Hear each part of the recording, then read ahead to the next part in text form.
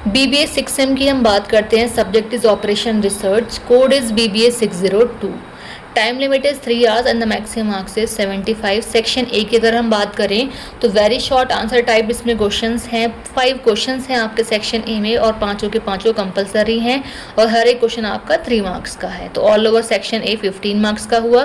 बात करते हैं क्वेश्चन फर्स्ट की। Right any 2 characteristics of operation research. तो ऑपरेशन रिसर्च के कोई भी 2 कैरेक्टरिस्टिक्स एक्सप्लेन करने हैं। Question second, what is simplex method.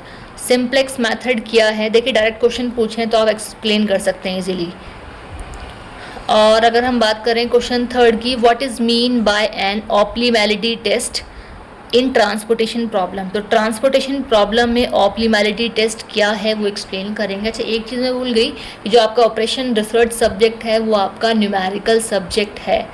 अब ऑल ओवर न्यूमेरिकल तो इसमें नहीं आते हैं, न्यूमेरिकल प्लस थ्योरी दोनों आपके इसमें पूछे जाते हैं। अब देख लीजिए आप पेपर में किस टाइप के क्वेश्चंस आते हैं।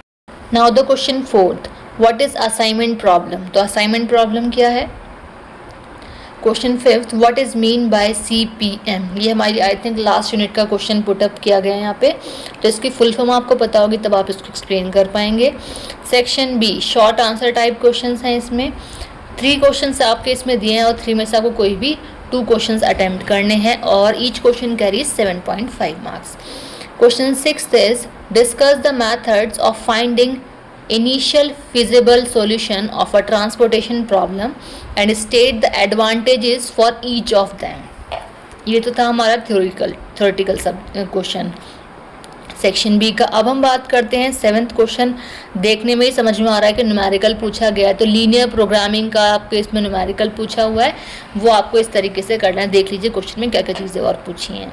अब बात करते हैं क्वेश्चन 8 की। Find the optimal solution for the assignment problem with the following cost matrix. तो ये भी आपका न्यूमेरिकल ही है। ये है आपकी कॉस्ट मैट्रिक्स, ये दी हुई है, ठीक है। अब बात करते हैं हम सेक्शन सी की। डिस्क्रिप्टिव आंसर टाइप इसमें क्वेश्चंस हैं। This section contains 5 questions and attempt any 3 questions. Each question carries 15 marks. Now the question 9th, give the following information. तो यहाँ एक्टिविटी है, देन यहाँ ये ड्यूरेशन दी हुई है। अब पूछा है ए पार्ट में draw the arrow diagram, arrow diagram बनाना है। सेकेंड पार्ट में पूछा है identify critical path and find the total project duration. तो 2 चीज़ें हैं, आइडेंटिफाई करना है क्रिटिकल पाथ आपको और फाइंड करना है टोटल प्रोजेक्ट ड्यूरेशन क्या है इसका। तो ऑल ओवर 3 चीज़ें यहाँ पे आपसे पुटअप की गई हैं क्वेश्चन 9th में।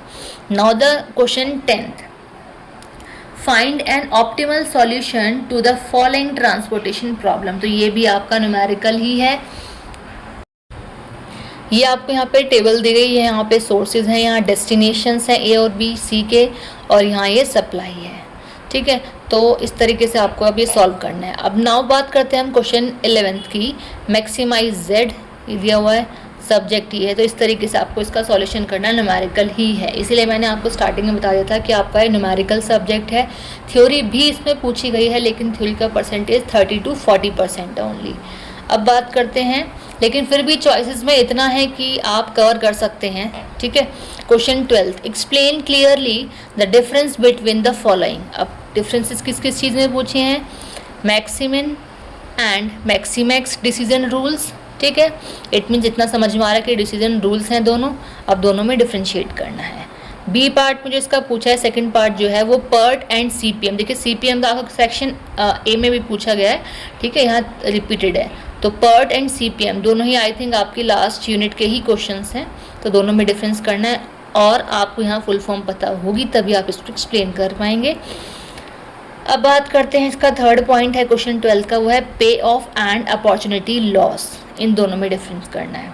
अब बात करते हैं लास्ट क्वेश्चन की, right short notes on the following topics. Short note लिखने हैं। अब इसका फर्स्ट पार्ट है डिसीजन ट्री अप्रोच, डायग्राम भी बना देना है, ठीक है। बी पार्ट पूछा, जो सेकंड पार्ट है वो है अनबैलेंस्ड असाइनमेंट प्रॉब्लम क्या है, and third is EMV। Again इसकी फुल फॉर्म पता होगी, then you have to explain कि what do you mean by EMV।